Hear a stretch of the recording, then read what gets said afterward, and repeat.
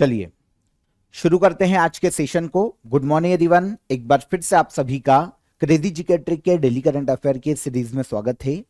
आज हम यहां पर 2 अप्रैल के सभी करंट अफेयर डिटेल में डिस्कस करेंगे। सारे फैक्ट, सारे क्वेश्चन को आराम से नोट कीजिए, एंड तक सेशन को देखिए। पीडीएफ और मॉक टेस्ट आपको एप्लीकेशन पर मिलेगा, चेकआउट कीजिए और एप्लीकेशन पर जाकर आप करंट अफेयर के वन स्टॉप सॉल्यूशन पैकेज को भी ज्वाइन कर सकते हैं। वैसे तो डेली करंट अफेयर में मैं आपको सारे करंट अफेयर कवर करवा देता हूं, लेकिन देखिए प्रैक्टिस के लिए, रिवीजन के लिए मॉक टेस्ट लगाने पड़ेंगे आपको। प्रीवियस ईयर के जो पेपर्स है उनको सॉल्व करना पड़ेगा, तो इसके लिए आप हमारे वन स्टॉप सॉल्यूशन को ज्वाइन कीजिए।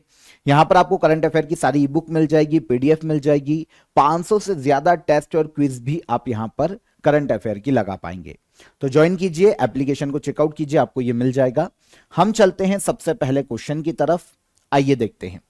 नागरिक उड्डयन महानिदेशालय के नए प्रमुख के रूप में किसे नियुक्त किया गया है? यहां पर बात की जा रही है directorate general of civil aviation की। इसके डायरेक्टर जनरल के रूप में अपॉइंट किया गया है वीर विक्रम यादव को। आंसर हो जाएगा आंसर बी। आपको पता है यह संस्था काम क्या करती है? अगर हम बात कर रहे हैं directorate general of civil aviation की, तो भारत का जो सिविल एविएशन सेक्टर है उसको संचालित करने के लिए जिम्मेदार है। जो पायलट होते हैं उनकी ट्रेनिंग के लिए जिम्मेदार ये संस्था है। इसके अलावा जो एयरपोर्ट्स हैं उनके संचालन के लिए जिम्मेदार संस्था है directorate general of civil aviation. तो इसके डायरेक्टर जनरल के रूप में वीर विक्रम यादव को हाल ही में अपॉइंट किया गया है। अभी तक इस पद पर फैज अहमद किदवई थे, ये काफी समय से थे इस पद पर, लेकिन अब इनको रिप्लेस किया है वीर विक्रम यादव ने। फैज अहमद किदवई, इनको ट्रांसफर किया गया department of personal and training में एडिशनल सेक्रेटरी के पद पर इनको अब अपॉइंट किया गया है। यहां पर हमारे लिए वीर विक्रम यादव इंपॉर्टेंट है क्योंकि ये directorate general of civil aviation के डायरेक्टर जनरल अपॉइंट हुए हैं। ये पहले ministry of environment, forest and climate change में एडिशनल सेक्रेटरी के रूप में काम कर चुके हैं।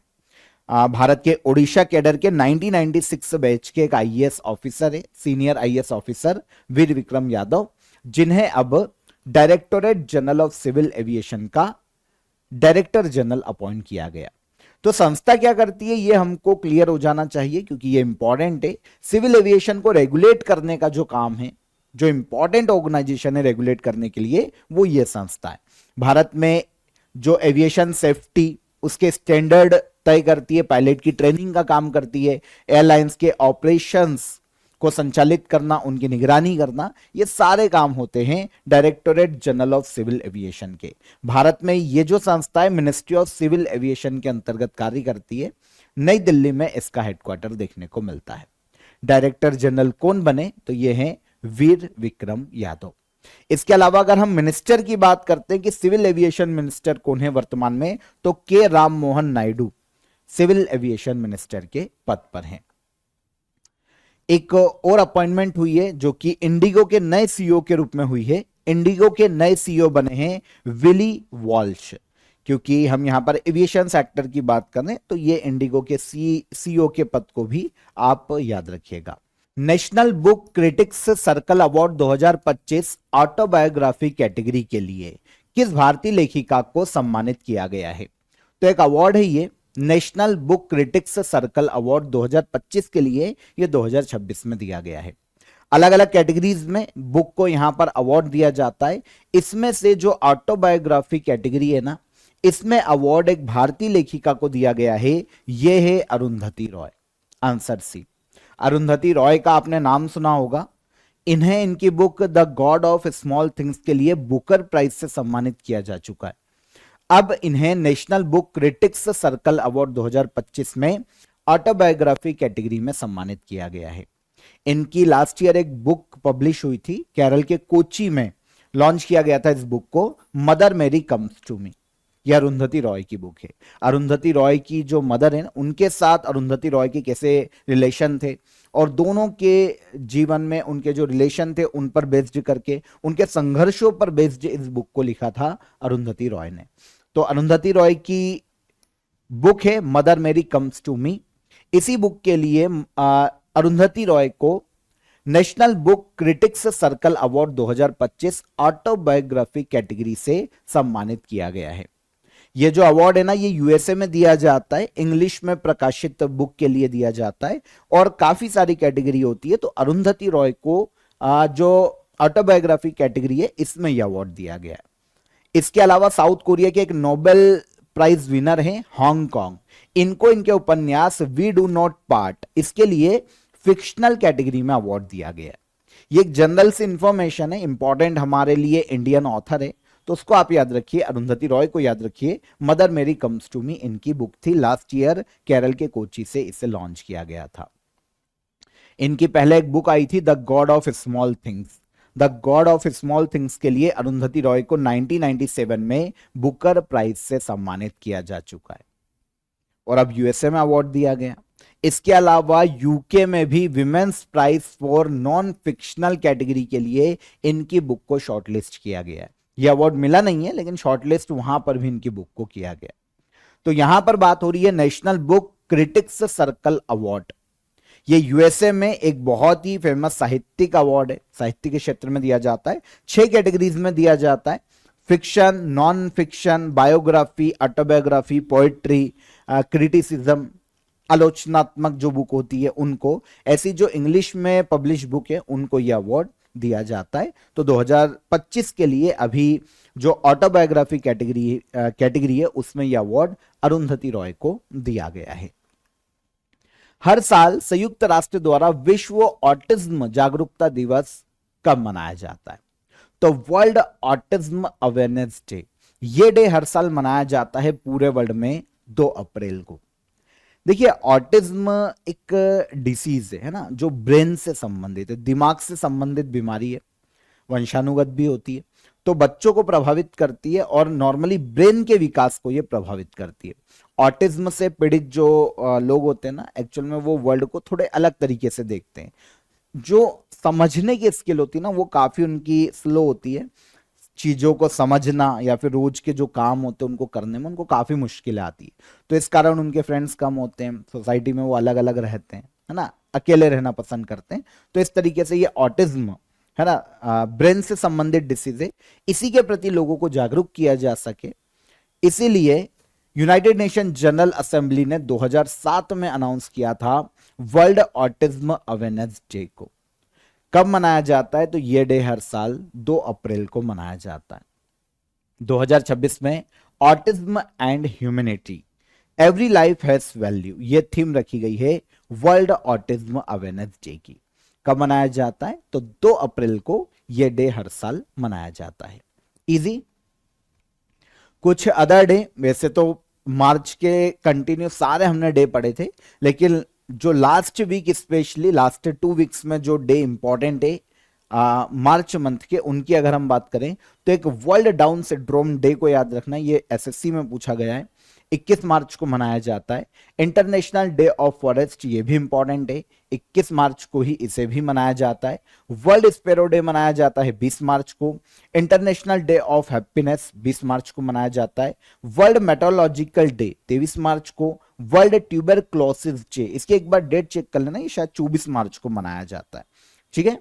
और ब्लाइंडनेस प्रिवेंशन वीक, इसको याद रखिएगा, 1 अप्रैल से लेकर 7 अप्रैल तक मनाया जाता है ब्लाइंडनेस प्रिवेंशन वीक को। तो ये वीक अभी चल रहा है तो इसको भी आप याद रखिएगा, ये ज्यादा इंपॉर्टेंट नहीं है, लेकिन ब्लाइंडनेस प्रिवेंशन वीक को आप स्पेशली याद रखिएगा। ओके, आगे बढ़िए। उपराष्ट्रपति सीपी राधाकृष्णन के द्वारा tides of time India's history through murals in parliament पुस्तक का विमोचन किया गया है। यह बुक किसके द्वारा लिखी गई है? तो यहां पर एक बुक की बात की जा रही है जिसका नाम है tides of time India's history through murals in parliament. तो इस बुक को लिखने का श्रेय दिया जाता है सुधा मूर्ति को। सुधा मूर्ति का आपने नाम सुना होगा। सुधा मूर्ति जो इन्फोसिस के संस्थापक है नारायण मूर्ति, उनकी पत्नी है ना, और ये राज्यसभा की एमपी भी है सुधा मूर्ति। तो इन्होंने इस बुक को लिखा है। एक्चुअल में बुक किस पर बेस्ड है इसको समझो।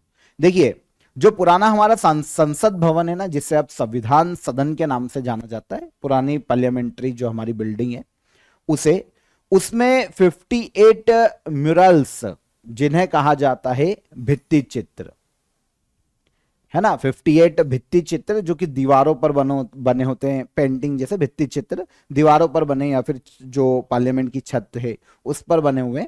तो इन भित्ति चित्र मतलब जो भारत की एक एंशियंट हिस्ट्री है, जो हमारा प्राचीन भारतीय इतिहास है उसको जो बताती है, हमारे जो डेमोक्रेटिक वैल्यूज के बारे में म्यूरल्स में बताया गया है, इन सभी पर बेस्ड करके इस बुक को लिखा गया है। और इसी पर बेस्ड है कि भाई ये जो चीजें ना जो हमारी पुरानी पार्लियामेंट में थी वो किस तरीके से प्राचीन भारत को बताती है और कैसे हमारी डेमोक्रेटिकल वैल्यूज को दर्शाती है। तो इन पर बेस्ड इस बुक को लिखा है जिसका नाम है tides of time India's history through murals in parliament.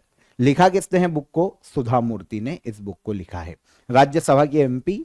और जैसा कि मैंने आपको बताया, इन्फोसिस के फाउंडर एनआर नारायण मूर्ति इनकी पत्नी है सुधा मूर्ति।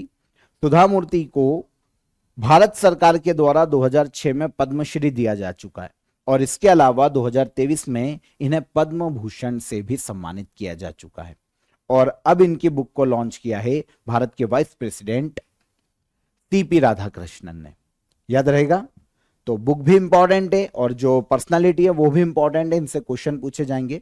ऑफर ऑफ द डे बता देता हूं आप सभी को। आप सभी के लिए आज के ऑफर ऑफ द डे में आप एसएससी सीजीएल के स्पेशल पैकेज को ज्वाइन कर सकते हैं। एसएससी सीजीएल के लिए ये आपका वन स्टॉप सॉल्यूशन है।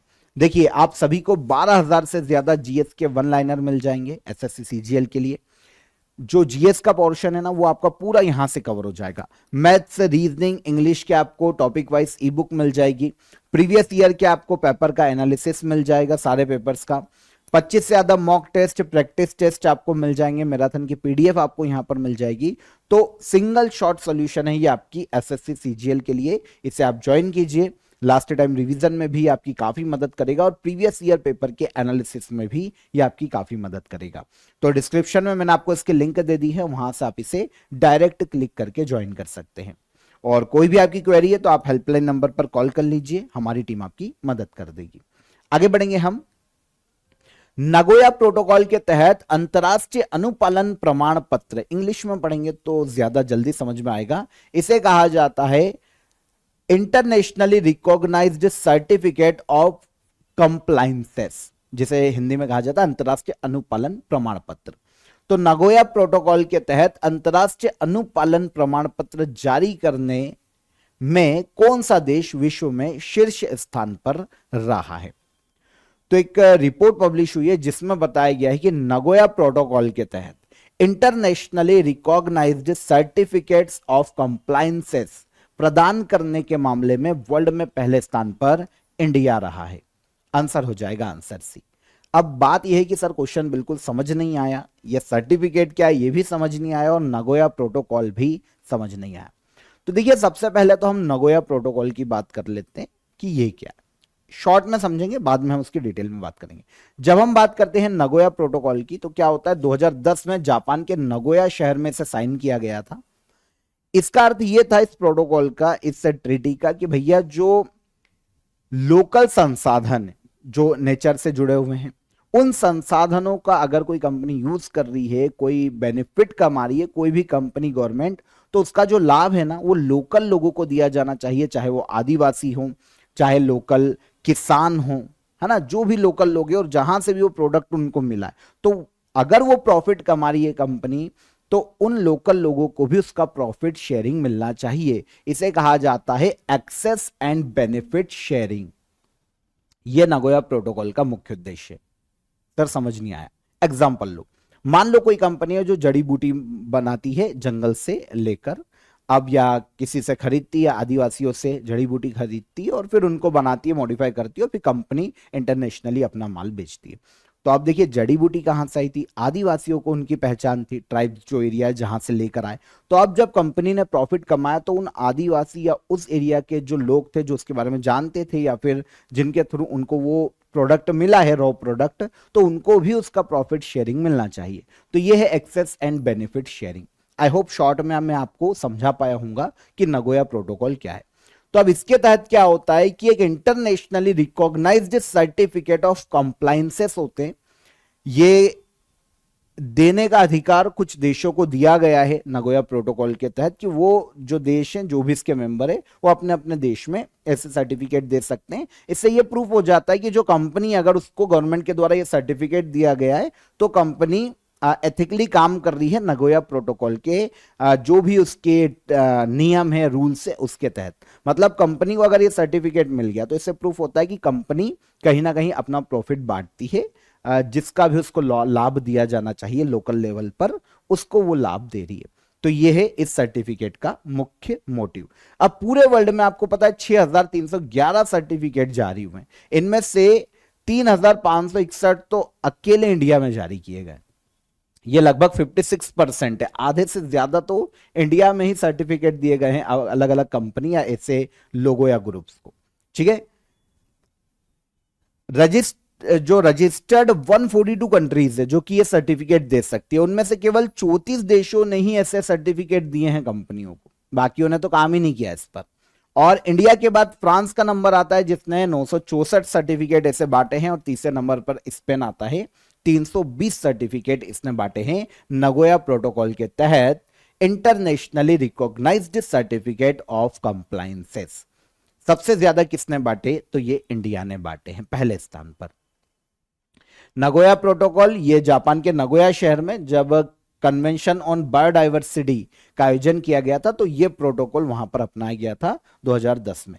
Natural resources, plant, seeds, medical जो हर्ब्स, जो हर्बल प्रोडक्ट होते हैं, जैसा कोई भी प्रोडक्ट है, उनका उपयोग करने पर उस देश और स्थानीय समुदाय को बेनिफिट देना किसी भी नेशनल या इंटरनेशनल कंपनी के द्वारा, और इसे कहा जाता है एक्सेस एंड बेनिफिट शेयरिंग, जैसा कि मैंने आपको बताया। तो ये भी आपका क्लियर हो गया कि भाई अगर किसी को, कंपनी को सर्टिफिकेट मिलता है, व्यक्ति को सर्टिफिकेट मिलता है, तो इससे क्लियर है कि वो कंपनी नगोया प्रोटोकॉल के रूल्स फॉलो कर रही है। अप्रैल 2026 से शुरू होने वाली भारत की जनगणना 2026 के संदर्भ में कौन सा कथन सत्य है? तो यहां पर 4 स्टेटमेंट है जो कि हमारी 2027 की जो जनगणना है जो अभी शुरू की गई है उसके संबंध में। तो देखिए, यह पूरी तरीके से कागजी प्रक्रिया होगी, पेपर बेस्ड सेंसस किया जाएगा क्या? गलत। यह दुनिया की पहली और सबसे बड़ी डिजिटल सेंसस है, तो ये स्टेटमेंट सही लग रहा है, आगे भी पढ़ लेते हैं। इनमें केवल शहरी क्षेत्रों की गणना होगी क्या? गांव के लोगों को नहीं गिना जाएगा क्या? गलत। जनगणना हर 5 साल में आयोजित की जाती, गलत। नॉर्मली तो 10 साल में होती है जनगणना, लेकिन 2021 में होनी चाहिए थी, कोविड के कारण वो आगे बढ़ाई गई और अब जनगणना का आयोजन किया जा रहा है, लेकिन नॉर्मल केस में भी जनगणना 10 साल में की जाती है। तो जो स्टेटमेंट सही है सेंसस से संबंधित वो ये है कि अब जो जनगणना हो रही है इंडिया में वो दुनिया की पहली और सबसे बड़ी डिजिटल सेंसस होगा जो इस बार आयोजित किया जा रहा है। 1 अप्रैल से यह शुरू किया जा चुका है। अब देखो, 1 अप्रैल से जो शुरू किया गया है ना, यहां पर home listing and housing census शुरू किया गया। अभी लोगों को नहीं गिना जा रहा है, अभी केवल घरों की काउंटिंग की जा रही है। होम लिस्टिंग और हाउसिंग सेंसस की शुरुआत की गई है, फिर फेज शुरू होंगे, आगे हम बात करेंगे। तो इंडियन गवर्नमेंट ने 1 अप्रैल 2026 से देश की पहली डिजिटल सेंसस की शुरुआत की। जनगणना 2011 में होनी थी, लेकिन ये कोविड-19 के कारण आगे बढ़ गई है। इस बार जो जनगणना होगी वो एडवांस टेक्नोलॉजी के साथ दुनिया का सबसे बड़ा डिजिटल सेंसस है। सेंसस 2027 ये 16वां सेंसस है इंडिया का, लेकिन स्वतंत्र भारत का ये 8वीं जनगणना है। पहला जो फेज है वो 1 अप्रैल से वैसे शुरू हो गया है, लेकिन जब राज्यों की पॉपुलेशन को कैलकुलेट किया जाएगा, अभी तो केवल घरों का ही निरीक्षण किया जा रहा है, परीक्षण किया जा रहा है, लेकिन पहले चरण में आगे लद्दाख, जम्मू कश्मीर, हिमाचल प्रदेश और उत्तराखंड जैसे जो राज्य हैं यहां पर जनगणना की जाएगी। फिर दूसरा फेज शुरू होगा इसका 1 मार्च 2027 से, और दूसरे फेज में फिर बाकी इंडिया की जो जनगणना है वो की जाने वाली है। तो पूरी तरीके से डिजिटल होगी। पहली बार इंडिया में जाति आधारित जनगणना को भी जोड़ा गया है। पहला डिजिटल सेंसस है, इसमें मतलब जो लोग है ना, अगर यहां पर लोगों की बात करें कि कितने लोग मिलकर सेंसस में पार्टिसिपेट करेंगे, तो 1,30,000 सेंसस कर्मी होंगे, डिजिटल डिवाइस से डेटा इकट्ठा करेंगे। टोटल एम्प्लॉय, ये तो वो लोग हैं जो कि डिजिटल डिवाइस से डेटा को इकट्ठा करेंगे। टोटल एम्प्लॉय होंगे 34 लाख एम्प्लॉय, जो कि इस बार सेंसस में भाग लेने वाले हैं, सेंसस को कंडक्ट करवाने के लिए। तो बहुत बड़ी एक संख्या है, और इस बार का जो सेंसस है वो डिजिटल सेंसस होगा। उपराष्ट्रपति द्वारा लॉन्च किया गया न्याय सेतु क्या है? भारत के वाइस प्रेसिडेंट ने रिसेंटली न्याय सेतु को लॉन्च किया है। ये एक एआई पावर्ड लीगल असिस्टेंट है, चैटबॉट है, एआई पावर्ड लीगल असिस्टेंट। देखिए, अभी एक मीटिंग आयोजित की गई थी, भाषिणी प्रोग्राम या दिशा प्रोग्राम, दिशा प्रोग्राम बोलिए इसको। नई दिल्ली में दिशा प्रोग्राम का आयोजन किया गया था। यहां पर भारत के वाइस प्रेसिडेंट सीपी राधाकृष्णन ने न्याय सेतु एआई चैटबॉट को लॉन्च किया। ये जो एआई चैटबॉट है ना, अच्छा प्रोग्राम जो है ना, दिशा प्रोग्राम, ये ministry of law and justice के द्वारा आयोजित किया गया। और यहां पर जो एआई चैटबॉट लॉन्च किया गया न्याय सेतु, ये इसलिए लॉन्च किया गया है कि इंडिया के जो नागरिक है ना, उनको व्हाट्सएप के जरिए आसान भाषा में सारी लीगल एडवाइस दी जा सके। मतलब यहां पर अगर हम वकीलों की बात करें तो उनकी जरूरत अब आपको केवल कोर्ट में पड़ेगी, बाकी जो लीगल प्रोसीजर है उसको समझने में या एआई चैटबॉट आपकी मदद करेगा, जो है न्याय सेतु। किसी भी केस में अगर आपको कोई भी इंफॉर्मेशन चाहिए तो आपको व्हाट्सएप के जरिए मुफ्त में लीगल एडवाइस मिलने वाली है न्याय सेतु एआई चैटबॉट के माध्यम से। तो डिजिटल इंडिया भाषिणी डिवीजन द्वारा इसको विकसित किया गया है। Ministry of electronics and IT के तहत ये काम करता है, भाषिणी जो डिजिटल इंडिया भाषिणी डिवीजन है, और इसी ने इस एआई चैटबॉट को विकसित किया है। कई भारतीय भाषाओं में वॉइस और टेक्स्ट दोनों में सपोर्ट करता है। मतलब जैसे कोई तमिल व्यक्ति है, कोई बंगाली है, तो वो भी अपनी लोकल लैंग्वेज में वॉइस या टेक्स्ट के माध्यम से सारी इंफॉर्मेशन ले सकता है, लीगल एडवाइस ले सकता है न्याय सेतु एआई चैटबॉट के माध्यम से। यहां पर जो भाषिणी प्रोग्राम का नाम आया ना, डिजिटल इंडिया भाषिणी डिवीजन, आपको पता होना चाहिए इंडियन गवर्नमेंट के द्वारा ये एक AI based language technology initiative है। इसके माध्यम से भारत की सभी भाषाओं में इंटरनेट पर ट्रांसलेशन को आसान बनाना इसका उद्देश्य है। कोई भी व्यक्ति अपने डाउट अपने मदर टंग में इस भाषिणी प्लेटफॉर्म से पूछ सकता है। तो इसे भी काफी पहले लॉन्च किया गया था। मल्टीपल इंडियन लैंग्वेजेस में ट्रांसलेशन और फिर वॉइस के माध्यम से कोई भी इंफॉर्मेशन चाहिए तो यहां मिल जाती है। Ministry of electronics and IT के तहत ही भाषिणी को भी विकसित किया गया है। इसके बारे में हमने इसे डिस्कस भी किया था 1 या 2 महीने पहले, अगर आपको याद हो तो। आगे बढ़ेंगे। भारत का पहला क्वांटम कंप्यूटर लॉन्च करने वाला राज्य कौन सा है? इंडिया का पहला क्वांटम कंप्यूटर लॉन्च करने वाला राज्य है आंध्र प्रदेश राज्य। आंध्र प्रदेश में जो अमरावती है ना, आपको पता है उसे क्वांटम कंप्यूटिंग का हब बनाया जा रहा है। तो अमरावती क्वांटम वैली का विकास किया जा रहा है आंध्र प्रदेश में। उसी के तहत आंध्र प्रदेश में अब पहला क्वांटम कंप्यूटर लॉन्च करने जा रहा है आंध्र प्रदेश। आंध्र प्रदेश के सीएम चंद्रबाबू नायडू ने इसे अनाउंस किया है। 14 अप्रैल को ये अमरावती में भारत का पहला ओपन एक्सेस क्वांटम कंप्यूटर को लॉन्च करेंगे। मुख्य उद्देश्य क्या है? Made in Amravati quantum product को बढ़ावा देना, और जो अमरावती में अमरावती क्वांटम वैली विकसित की जा रही है, इसे ग्लोबल लेवल पर क्वांटम कंप्यूटिंग का हब बनाना और इसकी वैश्विक पहचान को सुनिश्चित करना। तो आंध्र प्रदेश गवर्नमेंट का लक्ष्य है कि 2030 तक दुनिया के टॉप 5 ग्लोबल क्वांटम हब में अमरावती का जो क्वांटम वैली है ये शामिल किया जा सके। इसीलिए पहला क्वांटम कंप्यूटर स्टेट के द्वारा लॉन्च किया जा रहा है, और यह है आंध्र प्रदेश राज्य। इजी क्वांटम कंप्यूटर के बारे में आपको पता होना चाहिए। जो नॉर्मल कंप्यूटर होते हैं ना, वो बिट्स पर काम करते हैं, 0 या 1 पर, लेकिन क्वांटम कंप्यूटर जो होता है ना, ये क्यूबिट्स पर काम करता है, क्वांटम बिट्स पर काम करता है। तो ज्यादा फास्ट है, ये सुपर कंप्यूटर से भी फास्ट है। अगर हम देखें तो शिफ्ट हो सकता है 0 और 1 दोनों में ये यूज हो सकता है। तो क्वांटम कंप्यूटर दुनिया के जो बड़े बड़े सुपर कंप्यूटर है ना, उनसे भी ज्यादा तेज सेकंड में गणनाएं कर सकता है, जटिल से जटिल। इसीलिए इनका विकास किया जा रहा है। वैसे भी इंडियन गवर्नमेंट ने क्वांटम टेक्नोलॉजी के विकास के लिए एक नेशनल क्वांटम मिशन को लॉन्च किया था 2023 में। 6003 करोड़ रुपए इसका बजट रखा गया था 2023 में। 2030-31 तक के लिए ये योजना है। क्वांटम टेक्नोलॉजी के क्षेत्र में भारत को आत्मनिर्भर बनाना, इंडिया में इंफ्रास्ट्रक्चर डेवलप करना, स्टार्टअप और जो ऐसे एक्सपर्ट है उनको पुश करना ताकि इंडिया क्वांटम टेक्नोलॉजी में आत्मनिर्भर बन पाए।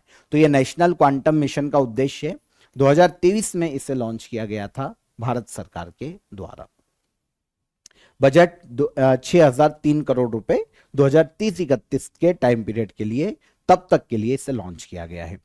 पंजाब सरकार के द्वारा हाल ही में किस शहर में उत्तर भारत के पहले ग्लास ब्रिज के निर्माण की घोषणा की गई है?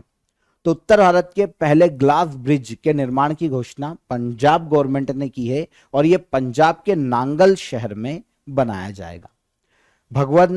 भगवंत मान जो कि पंजाब के सीएम है, इन्होंने 75 करोड़ रुपीस के डेवलपमेंट प्रोजेक्ट को अनाउंस किया है पंजाब में।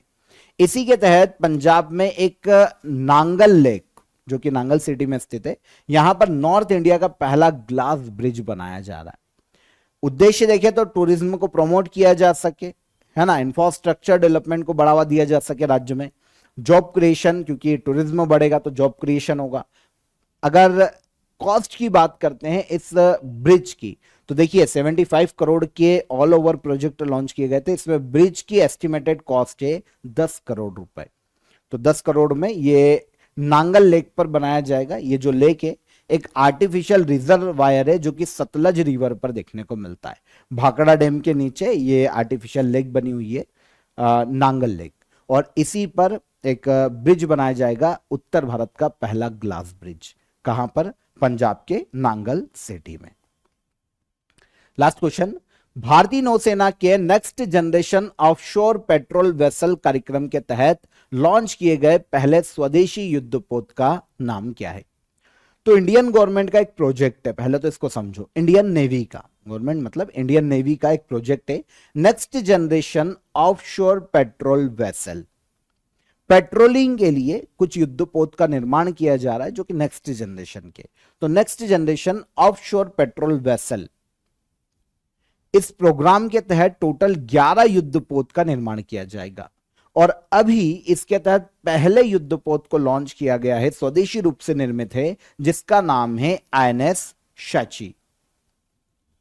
अभी गोवा में एक प्रोग्राम आयोजित किया गया था, गोवा में नेवल ट्रेडिशन, जो गोवा शिपयार्ड लिमिटेड है, वहां पर एक नेवल ट्रेडिशन के साथ आयोजित की गई थी एक सेरेमनी इंडियन नेवी की, और इसमें वाइस एडमिरल तरुण सोबती भी उपस्थित थे। अब यहां पर next generation offshore patrol vessel ship में से सबसे पहला जो शिप है उसे लॉन्च किया गया। ऐसे 11 शिप होंगे तो पूरे 11 शिप का प्रोग्राम है, इसमें से पहला लॉन्च किया गया जिसका नाम है शाची। ठीक है, तो उद्देश्य क्या है इसको लॉन्च किया जाने का? इंडियन नेवी के मॉडर्न पेट्रोल वेसल्स की संख्या को बढ़ावा देना, क्योंकि कम है हमारे पास, और कोस्टल एरिया पर हमारी जो सिक्योरिटी है उसको मजबूत किया जा सके, मैरीटाइम डिफेंस, कोस्टल सर्विलेंस को बढ़ाया जा सके, ऑफशोर एसेट्स की सुरक्षा की जा सके इंडिया के जो भी समुद्र में है। तो इस तरीके से काफी मल्टीपल उद्देश्यों को पूरा करने के लिए इसे 11 वेसल्स बनाए जाएंगे। इसमें मुख्य भूमिका गोवा शिपयार्ड लिमिटेड जो है, ship builders limited, garden rich ship builders limited जो है, ये मुख्य रूप से निर्माण करेंगे।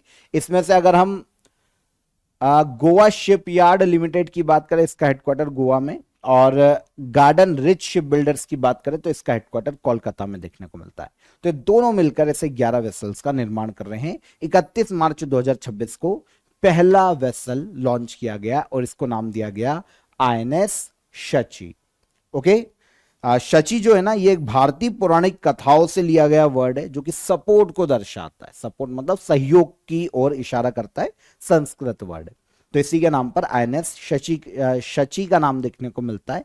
इसे लॉन्च कहां किया गया? तो गोवा में लॉन्च किया गया है और इंडियन नेवी के लिए प्रोग्राम के तहत पहला है। Next generation offshore patrol vessels ship programme के तहत पहला वेसल है। तो यहां पर 2 अप्रैल के हमारे करंट अफेयर क्लियर हो जाते हैं। हम लास्ट डे के करंट अफेयर को रिवाइज करने के लिए आगे बढ़ते हैं। आ जाइए। भारतीय मूल के चंद्रिका प्रसाद संतोखी का हाल ही में निधन हो गया। ये किस देश के फॉर्मर प्रेसिडेंट थे? तो ये सूरीनाम के पूर्व राष्ट्रपति रह चुके हैं। माधवपुर मेला कहां आयोजित किया जाता है? गुजरात राज्य में। ऊर्जा सांख्यिकी भारत 2026 किस संगठन के द्वारा जारी किया गया है? तो एनर्जी स्टैटिस्टिक्स इंडिया रिपोर्ट को जारी किया गया नेशनल स्टैटिस्टिकल ऑफिस के द्वारा। 1 अप्रैल 2026 को भारतीय रिजर्व बैंक ने अपना कौन सा स्थापना दिवस मनाया? 91। एक्सरसाइज द्वीप शक्ति 2026 का आयोजन कहां किया गया? अंडमान निकोबार पर। केंद्र सरकार की प्राइड ऑफ हिल्स योजना के तहत नागालैंड को 3880 करोड़ रुपए की राशि आवंटित की गई। सर्वाधिक राशि किस राज्य को दी गई इस योजना के तहत? तो यह है अरुणाचल प्रदेश राज्य। एशियाई मुक्केबाजी चैंपियनशिप 2026 का आयोजन कहां किया जा रहा है? मंगोलिया के उलान बाटोर में। हाल ही में जारी ग्लोबल एजुकेशन मॉनिटरिंग रिपोर्ट 2026 का मुख्य थीम क्या है? तो एक्सेस एंड इक्वलिटी। आईपीएल इतिहास में लक्ष्य का पीछा करते हुए 4000 रन पूरे करने वाले पहले खिलाड़ी विराट कोहली बने हैं। और 16 वर्ष से कम उम्र के बच्चों के लिए सोशल मीडिया पर बैन लगाने वाला पहला एशियाई देश बना है इंडोनेशिया। ये सारे करंट अफेयर लास्ट डे के रिवाइज हो गए हमारे। क्वेश्चन ऑफ द डे का आंसर, कौन सा तत्व मानव रक्त में ह्यूमन ब्लड में हिम या हेम का भाग है? तो यह है आयरन। ब्रिक्स में सबसे लंबी तट रेखा जो देखने को मिलती है वो रशिया की देखने को मिलती है। 2024 में सॉलिसिटर जनरल थे तुषार मेहता। तो ये तीनों क्वेश्चन के हमारे आंसर। अब आज के क्वेश्चन ऑफ द डे, 1850 में किस संधि के तहत कश्मीर को जम्मू के डोगरा राजवंश को बेच दिया गया था? हाईली गुब्बे वॉल्केनो कहां पर स्थित है? और दिग्गज अभिनेता धर्मेंद्र को किस वर्ष पद्म भूषण से सम्मानित किया गया था? लास्ट ईयर इनका निधन हुआ है, तो याद रखिएगा। तीनों क्वेश्चन के कमेंट में आंसर कीजिए, सेशन को लाइक और शेयर करके जाइएगा। कमेंट में आंसर जरूर कीजिएगा बिना गूगल किए, ठीक है, क्योंकि सारे क्वेश्चन मैंने आपको पढ़ाए हैं। तो आंसर कीजिए। हम कल फिर मुलाकात करेंगे नेक्स्ट डे के करंट अफेयर में। तब तक ख्याल रखिएगा अपना। जय हिंद, जय भारत।